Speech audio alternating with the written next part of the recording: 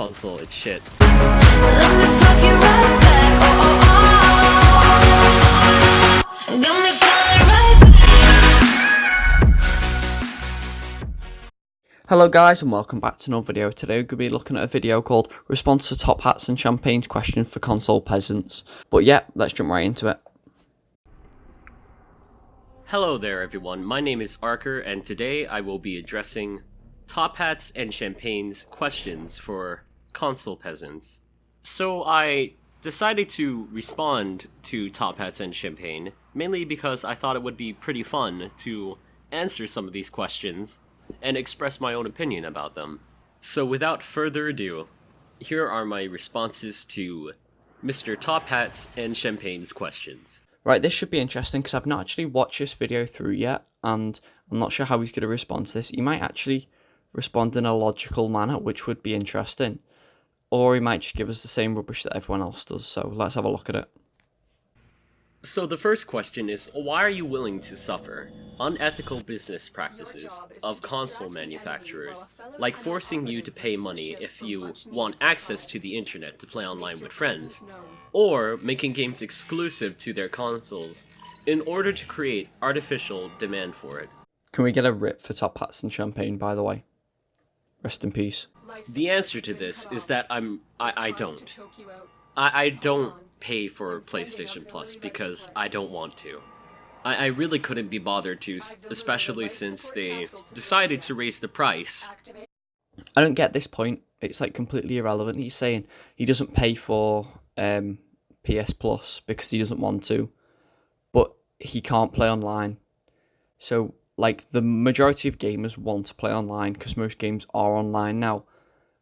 And yeah, that doesn't make any sense whatsoever. So it's okay to charge for online if it doesn't affect you, but if it affects everyone else, it's fine. No one cares. Oh well, whatever.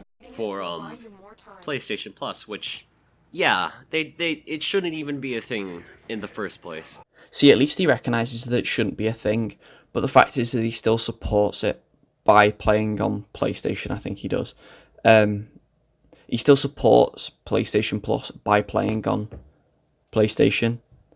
Like, he's still giving the company money. Like, yes, he's not paying for PlayStation Plus, but he's still condoning it by buying their console. Just like on the PS3 where you didn't have to. And if anyone is wondering, then how did you play online on GTA 5 and stuff like that on your streams, which probably no one is, since I don't exactly get that many views, but... See, same bro, I'm just like putting out these videos and getting like few views. Same mood as you, bro. That's only because I used the free PlayStation Plus for 2 days, and now I'm out again, so fantastic. But when it comes to exclusives, I really don't think they're a good idea. I just feel like they're so anti-consumer. See, we're getting somewhere. This guy, he's onto it. He knows what he's talking about. Like, anti-exclusives. Yes, exactly. Every game should be multi-platform. Everyone should be able to play it. Thank you very much. And it would be much better if they were to just make it so that it's multi-platform, because then it would keep, like, the community for that game thriving much longer. I hate that Bloodborne is only for PS4, and I really would much rather see it multi-platform, because I know how much consoles are restricting the graphical fidelity in games, and... See, this is also very true. Developers make the game for the hardware that they're publishing it on. So if Microsoft does only pay for it to be exclusive, then it's designed... Because why would developers put in loads of time to put in loads of extra effects that the consoles aren't going to be able to run? So it's holding back the graphical fidelity of games, which is disappointing, really.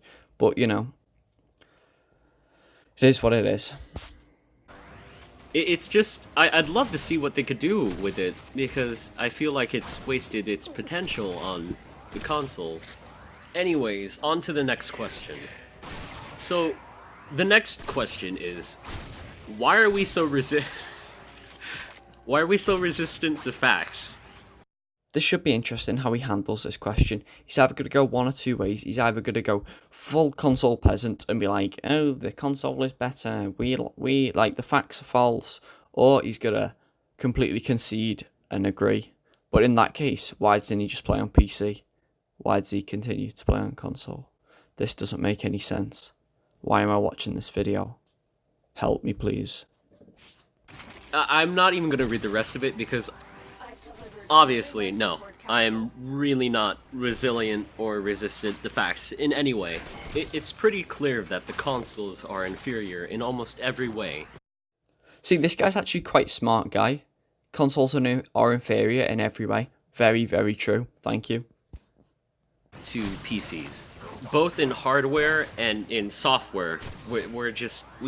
There's not really anything to argue about. It's obvious PC is better. See, that's something that's not really talked about a lot. The hardware is always talked about, but it's the software as well.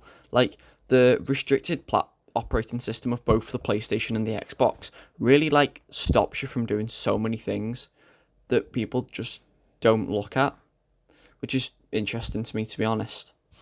Because it's such, like, a major part. Because, yes, obviously the hardware does a lot of things. Like, you wouldn't be able to use the software without the hardware.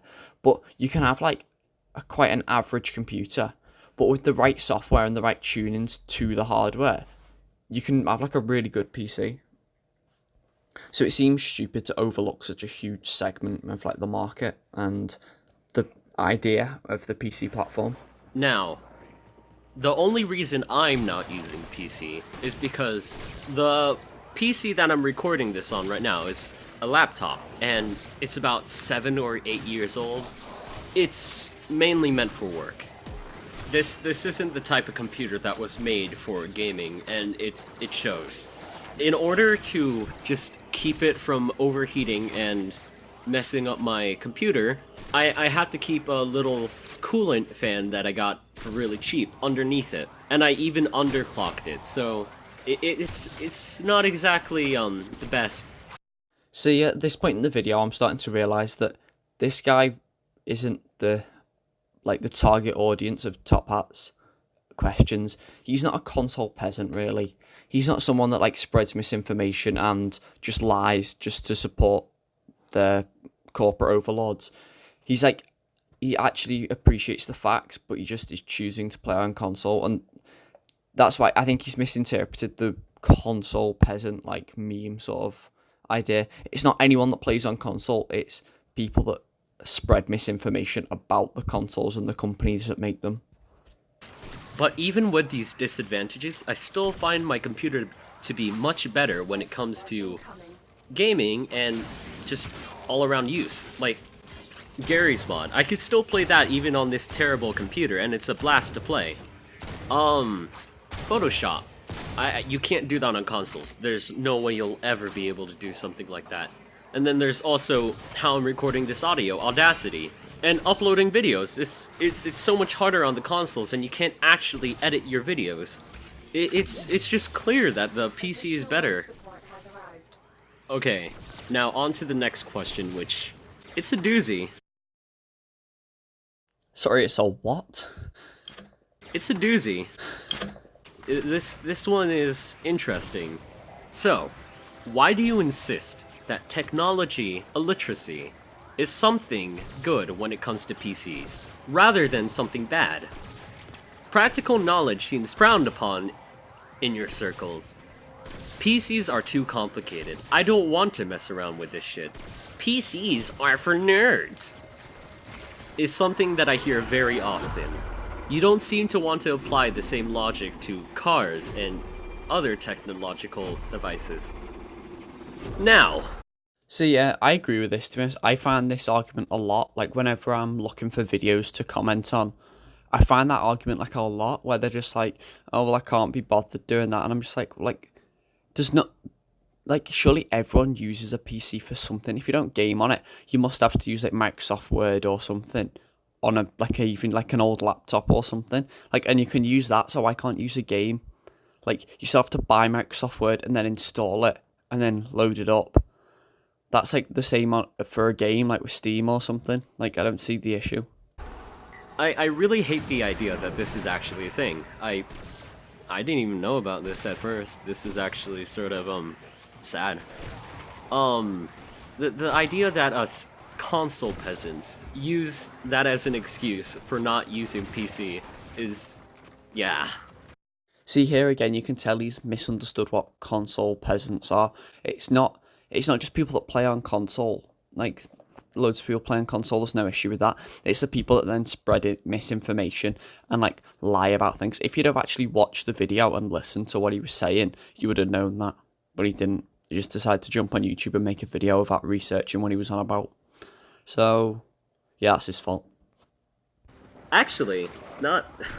If that's the people that are being associated with console peasants, I really don't want to be in that group because who are some that are like that? Crap Gamer. Who's the other one? Crap Gamer and Leo DS are pretty good examples of those sort of people.